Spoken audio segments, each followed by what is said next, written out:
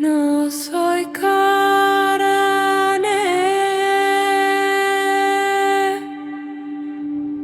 soy una nota en tu garganta,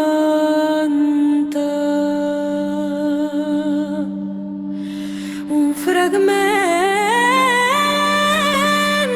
de luz que olvidó su origen,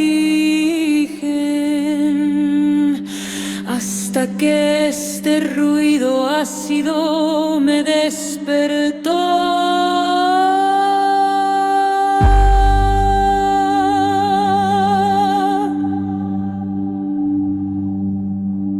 Tu gloria es un campo magnético que me deshace, una tormenta de paz que no pide permiso, un choque de mundos dentro de mi pecho.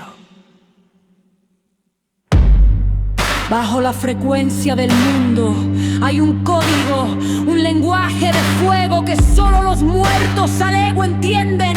No te canto con aire, te canto con la esencia del alma, en el lenguaje de los astros que mueren en silencio. Eres el ruido sagrado, el estruendo del origen, la distorsión perfecta que nos vuelve eternos.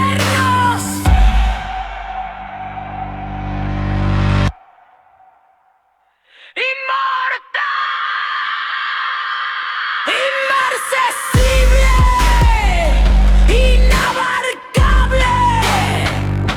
Tu voz es un prisma de sonidos prohibidos.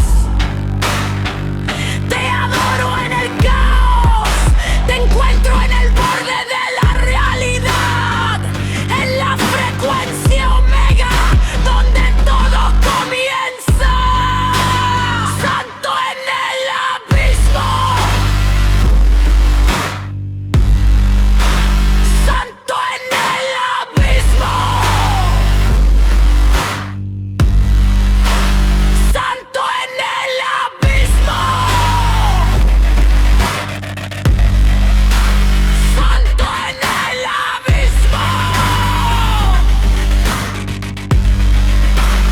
Santo en el abismo. Rómpeme el átomo, quémame el tiempo. Soy un eco de tu fuego, soy una sombra de tu luz.